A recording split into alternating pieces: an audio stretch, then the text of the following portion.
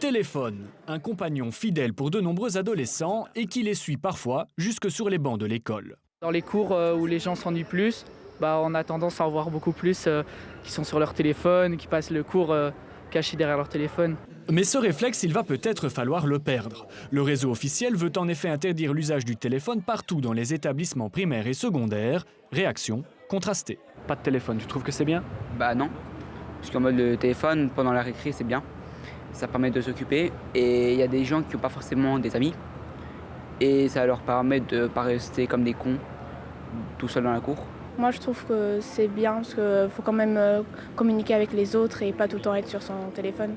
L'interdiction du téléphone dans l'enseignement officiel sera toutefois progressive et surtout elle ne sera pas totale puisque l'utilisation pédagogique ou pour gérer des situations urgentes sera maintenue. L'objectif n'est pas que l'enfant ne puisse pas avoir de téléphone, par exemple, pour son trajet en bus, ce qui pourrait rassurer les parents ou les inquiéter s'ils ne l'avaient pas, mais par contre ne pas le sortir pendant le temps scolaire. L'objectif est d'améliorer la concentration et la sociabilisation des élèves, mais aussi d'uniformiser les pratiques déjà en place dans de nombreux établissements, comme ici à l'Athénée de Namur où le smartphone est interdit depuis des années.